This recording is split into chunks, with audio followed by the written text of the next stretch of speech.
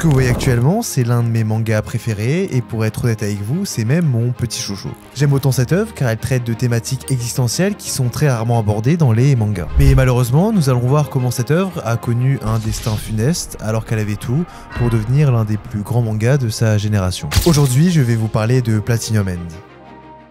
Platinum End est une œuvre scénarisée par Tsugomi Ohba et dessinée par Takeshi Obata. Ce duo vous dit sûrement quelque chose car il s'agit des mêmes mangaka qui ont réalisé Death Note et Bakuman. Platinum End est un shonen qui a été prépublié dans le Jump Square et est fini en 14 tomes qui ont été sérialisés de 2015 à 2021. En France, cette œuvre est publiée par Kazé/Crunchyroll dans la collection Shonen Up, une classification qui traite les mangas se situant entre les shonen et les seinen. Platinum End a également connu une adaptation animée de 24 épisodes réalisée par le studio d'animation TBS, diffusé entre novembre 2021 et mars 2022. Voici le synopsis de Platinum End. L'histoire suit Mirai Kakehashi, un jeune lycéen qui, après une vie de souffrance et de harcèlement, tente de mettre fin à ses jours en se jetant du toit d'un immeuble. Cependant, au moment de sa chute, il est sauvé in extremis par ce qui s'apparente à un ange nommé Nasé, qui lui accorde non seulement une nouvelle chance de vivre, mais aussi des pouvoirs mystérieux. Il va alors hériter de 3 pouvoirs particuliers. Le premier est une paire d'ailes qui lui permet de voler à une vitesse ahurissante. Le second est une flèche rouge lui permettant de rendre n'importe quelle personne amoureuse de lui pendant 33 jours. Et enfin, le dernier pouvoir est celui de la flèche blanche, permettant de tuer n'importe quel être vivant instantanément, et ce, sans aucune souffrance. C'est avec ces nouveaux pouvoirs que Mirai découvrira qu'il fera partie d'une compétition divine qui opposera 13 candidats pour, in fine, reprendre la place de Dieu. Alors qu'il est plongé dans cette lutte pour sa survie, Mirai devra naviguer entre ses propres principes moraux et les actions désespérées des autres candidats, certains d'entre eux étant prêts à tout pour atteindre la divinité. Platinum End explore des thèmes complexes tels que la valeur de la vie, la moralité, le suicide, la religion, mais surtout la quête du bonheur.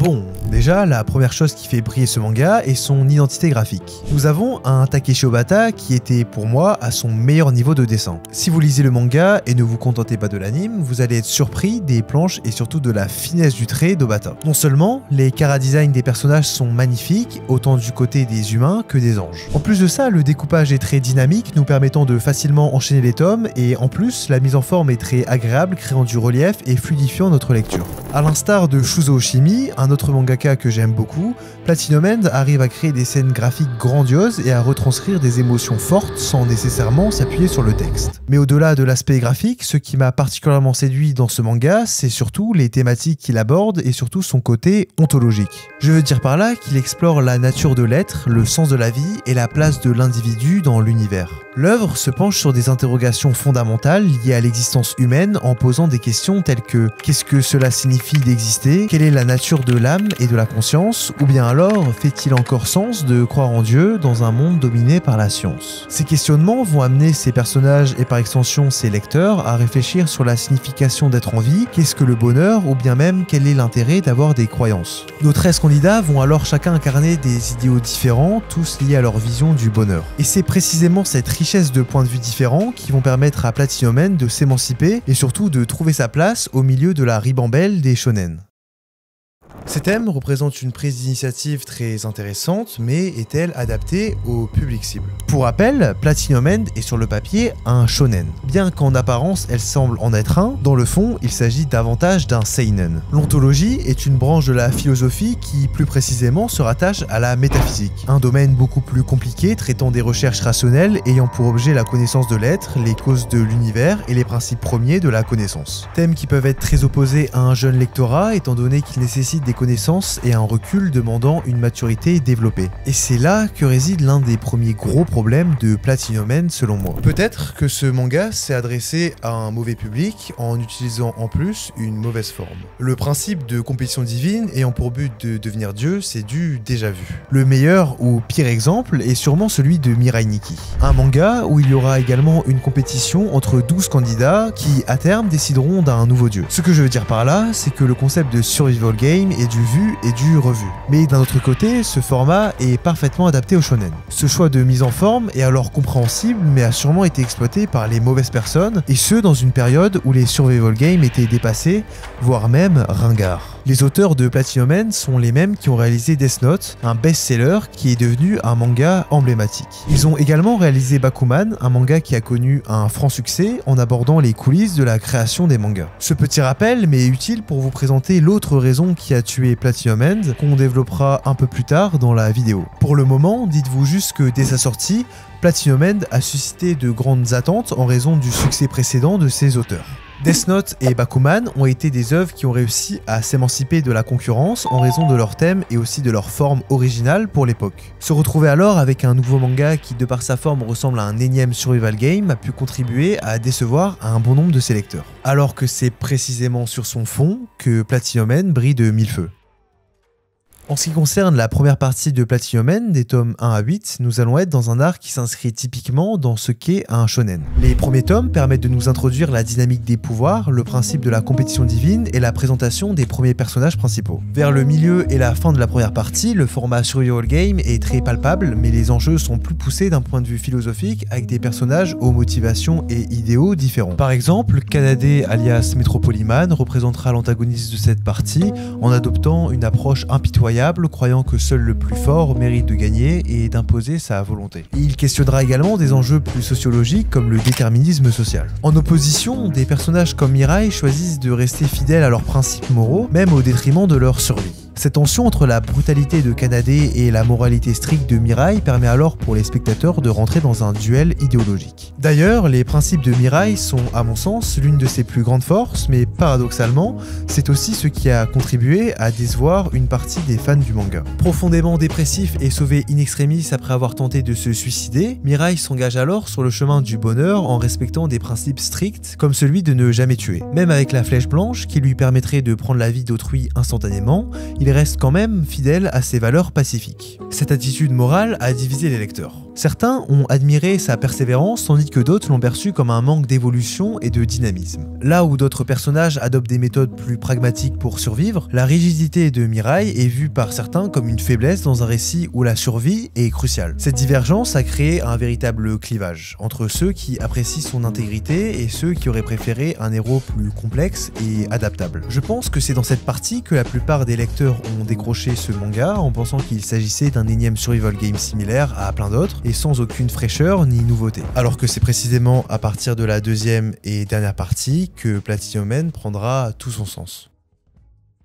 La découverte des derniers candidats introduit de nouvelles dynamiques dans l'œuvre, élargissant la portée narrative pour inclure des réflexions plus poussées sur le bonheur, la mort et surtout maintenant un nouvel enjeu, la religion. L'histoire se transforme alors en un terrain fertile pour explorer diverses philosophies de vie, offrant alors une richesse narrative inattendue. Par exemple, l'introduction de Shuji, un candidat dont les motivations sont centrées sur le suicide et plus précisément l'euthanasie, apporte un débat éthique et moral au cœur de l'intrigue. Pour lui, le suicide et particulièrement l'euthanasie devrait être socialement plus accepté. Son objectif, s'il devient un jour Dieu, est de normaliser ces pratiques, croyant fermement qu'elles devraient être reconnues comme un droit fondamental, un acte de dignité et de liberté individuelle. À l'opposé, une candidate nommée Yuri entre en scène avec des motivations beaucoup plus superficielles, voire même égoïstes. Sa présence dans l'histoire sert de contrepoint aux motivations plus profondes et philosophiques des autres candidats. Elle met alors en lumière le contraste entre les différentes raisons pour lesquelles les gens aspirent au pouvoir et comment ces désirs reflètent leur propre vision du monde. Et enfin, le dernier candidat introduit, et qui est sans doute le plus intéressant de tous, c'est Yoneda. Contrairement aux autres personnages qui poursuivent la divinité pour des raisons personnelles ou philosophiques, Yoneda se distingue par sa vision radicalement sceptique de l'existence même de Dieu et de la nécessité d'un tel être. En tant que scientifique de renom, il aborde la compétition avec un pragmatisme froid et analytique. Il considère même que l'idée d'un Dieu est dépassée et que l'humanité n'a pas besoin d'une figure divine pour prospérer. Yoneda n'aspire pas au pouvoir divin lui-même, mais il veut démontrer une vérité plus vaste. Il veut prouver que les humains peuvent se libérer de la dépendance à une entité supérieure et trouver leur propre voie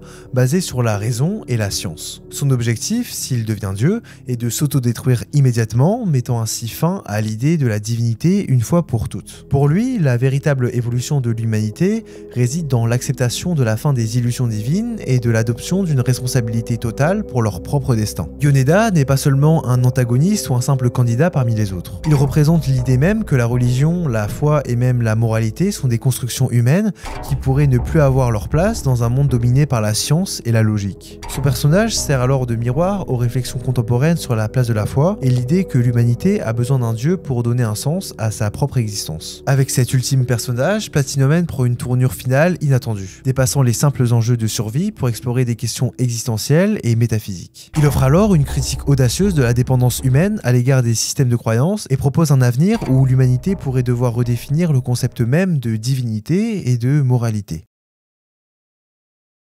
Maintenant, je vais vous parler de l'ultime élément qui rend Platinum End particulièrement marquant. Je parle ici de l'issue finale de cette œuvre, sa conclusion. Rassurez-vous, je ne vous la dévoilerai pas ici car elle mérite pour moi d'être découverte pleinement et surtout sans aucun spoiler. D'ailleurs, pour ceux qui connaissent déjà cette fin, j'aimerais beaucoup avoir votre avis en commentaire, mais en évitant ou en précisant que vous comptez spoiler la fin de l'œuvre. Pour parler de la fin de Platinum End, je dirais qu'elle est surprenante et saisissante, mais qu'elle est surtout réfléchie. Pour vous donner une idée de son impact, lorsque j'ai terminé le manga pour la première fois, j'ai été littéralement bouleversé. Cette fin m'a non seulement laissé sans voix, mais elle m'a également poussé à réfléchir sur ma propre vie, mes convictions et mes idéaux. Je sais très bien que dit comme ça paraît très bateau, voire même tiré par les cheveux, mais je vous assure que c'est de cette manière que j'ai ressenti la fin de l'œuvre. Pour moi, c'est même l'une des meilleures conclusions, tout support confondu. Les fins d'œuvre, qu'elles soient littéraires, cinématographiques ou encore animées, sont toujours délicates à réaliser. Elles demandent un certain courage de la part des auteurs, car il est difficile de satisfaire pleinement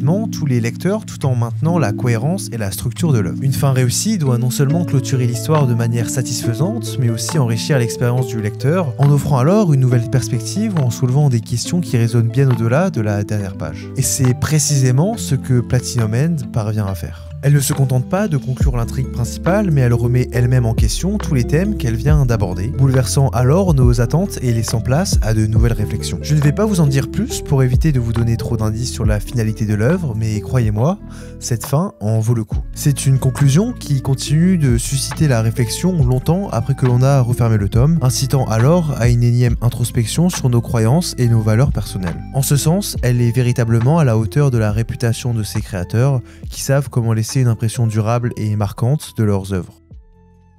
Bon, on va bientôt arriver au dénouement de cette vidéo et je vais enfin pouvoir vous expliquer la plus grande raison qui a fait que Platinum End a connu un échec aussi cuisant. Si on regarde au niveau des chiffres, Platinum End s'est vendu au total à 4,5 millions d'exemplaires. Cela peut paraître beaucoup, mais comparé à ses prédécesseurs, c'est beaucoup moins. En effet, Bakuman s'est vendu à 15 millions d'exemplaires, soit plus de 3 fois plus, et Death Note à 30 millions d'exemplaires, ce qui représente 6 fois plus de ventes que Platinum End. Dès le début de la vidéo, j'ai évoqué le format Survival Game qui, à mon avis, a fait plus de mal que de bien à notre œuvre. Cependant, le principal problème de Platinum End, celui qui a même nui à sa réussite commerciale, repose sur les attentes excessivement élevées des lecteurs, forgées par le succès phénoménal de Death Note.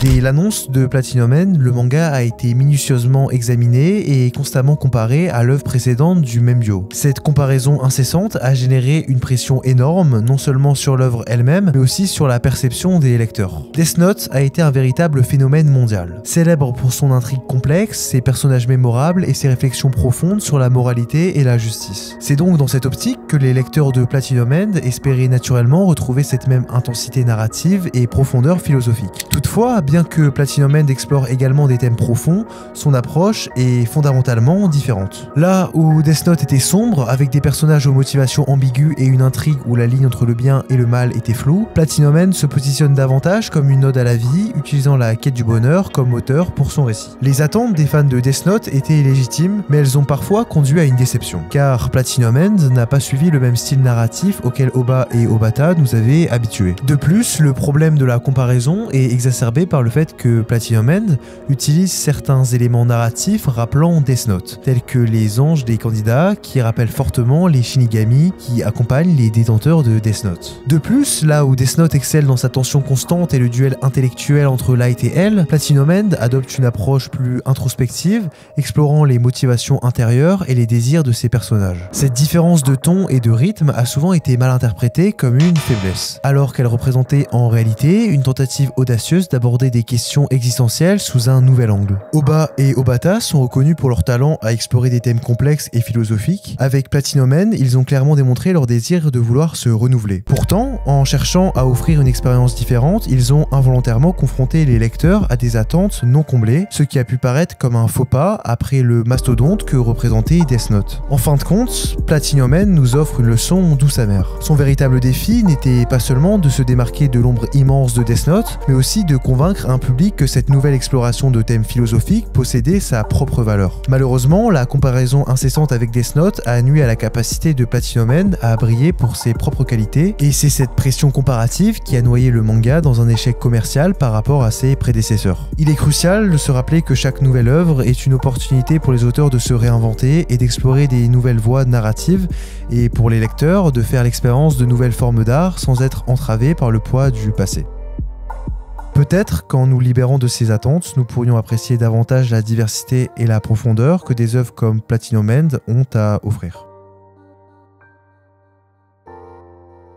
Ça faisait un moment que je voulais réaliser cette vidéo parce que, comme vous l'aurez sûrement remarqué, c'est une œuvre que j'aime particulièrement. Merci beaucoup à vous de l'avoir regardé jusqu'au bout, c'est très sympathique de votre part. Si elle vous a plu, n'hésitez pas à lâcher votre meilleur abonnement, votre meilleur like et à partager cette vidéo. Et sur ce, je vous dis à très bientôt pour une prochaine vidéo.